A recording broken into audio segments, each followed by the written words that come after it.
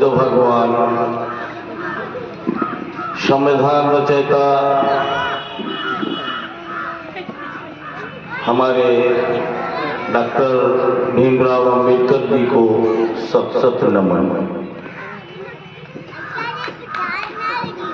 आए हुए समस्त हमारे मौलिक अधिकार रक्षा मिशन के पूरा हमारे बड़े छोटे माताएं बहनें,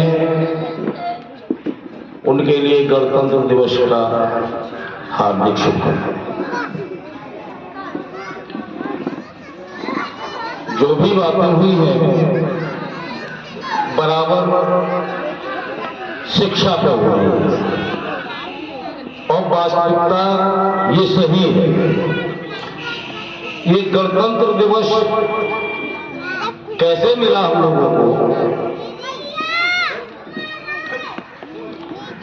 हिंदुस्तान आजाद कराने के लिए कितने वीर सपूत जो अपना बलिदान दे चुके थे, कितनी माताओं की गोद खाली हो गई थी, कितनी महिलाओं का सिंदूर मिट चुका था, कितनी बहनों के भाई बिछड़ चुके थे। उसके बाद आजाद हुआ और आजाद होने के बाद व्यवस्था को अच्छे ढंग से चलाने के लिए हमारे बाबा साहब ने संविधान की रचना की और उस संविधान को आज के दिन 1950 26 जनवरी को ही लागू किया गया। संविधान अगर न होता तो जो कुर्सियां पड़ी हुई हैं ये आपके लिए नहीं थी, हमारे लिए नहीं थी। वो व्यवस्था कुछ अलग थी। महिलाओं को बाबा साहब ने जो भी किया है समानता के प्रतीक है। महिलाओं को अधिकार दिए गए, लेकिन वो जब तक हम लोग एक मिशन के द्वारा उनको जागरूक नहीं करेंगे तो ऐसे ही पिछते रहेंगे। बहुत पहले की बात है, एक बार एयरफोर्स से रिटायर एक हमारे चाचा लगते थे, दूसरे गांव के थे। आए तो हमने उनसे जब प्रणाम किया और पूछा कि चाचा कैसे हैं, चुबू रिटायर हुआ है? तो बोले बेटा आप लोगों का आशीर्वाद। तो हमने उनसे कहा, हमने कहा ऐसा क्यों? बोले आशीर्वाद इसलिए बेटा आप उस घर से, उस खानदान से हैं जिनकी बदौलत मैंने नौकरी की थी। मैं स्कूल में पढ़ने आता था तो लोगों ने मेरे पिताजी से कहा पढ़ने मत भेजिए, आपके घर में पढ़ाई पढ़ती नहीं है, ये बच्चा मर जाए।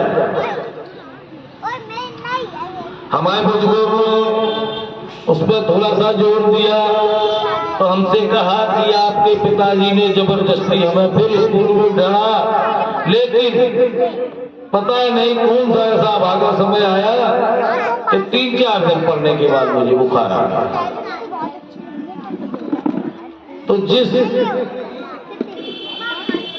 भले व्यक्ति ने ये कहा था कि पढ़ाई पढ़ती नहीं है, वो उनके घर पे चल के गया कहने, मैंने कहा था अब ये 4-5 दिन में आपका बेटा खत्म हो जाए, पढ़ने में जाने देना। जब 2-3-4 दिन नहीं आए, बुखार भी ठीक हो गया, तो हमारे पिताजी ने फिर पता लगा के फिर पहुंचे जाके और उनसे कहा क्यों? बताई कि ऐसे ऐसे कुछ लोग आए थे, उन्होंने कहा कि तुम्हें पढ़ाई नहीं पड़ती है, तुम मर जाओगे, इसलिए हमें भेजा नहीं जा रहा। उन्होंने कहा चलिए मेरी जिम्मेदारी, ये मेरी जिम्मेदारी। जबरदस्ती उनको फिर लेके आए तो बुखार का बार बार तो आया करें। जब पढ़ लिख के तैयार हो गए तो यार पुरुष में भर्ती हो गए, बेटा जिंदगी मेरी वही से बनी है, इसलिए मैं कहता हूं कि तुम लोगों का आशीर्वाद है। बाबा साहब ने एक इतना बड़ा हथियार हम लोगों को दिया है, ना कोई इसको छीन सकता है, ना लूट सकता है, ना कुचल सकता है। सबसे बड़ा हथियार कलम। कलम के सहारे में कुछ भी कर सकता हूं, और यही हमारे मिशन का एक सबसे बड़ा पॉइंट है कि शिक्षित बनो। अगर आप शिक्षित बनेंगे, सब कुछ देखेंगे, सब कुछ समझेंगे, लड़ भी सकते हैं। यहाँ पे शिक्षा के सामने न शारीरिक बल काम करता है, न आपका वैभव व्यवहार काम करेगा। आज हमारे यहाँ थोड़ा सा मैं माफी चाहूंगा, अभी फोन आया, एक हमारे घर में एक बच्चे का एक्सीडेंट हो गया है, तो जेसीबी से जा रहा था। अभी हम चाहते हैं कि जितना जल्दी निपट जाए मामला, क्योंकि हम भी उस परिवार से हैं। 5 साल हमारे यहाँ विधायक जी हमारे स्वर्गीय महाराज सिंह जी और विनोद गुप्ता भी राज्य मंत्री रह चुके हैं।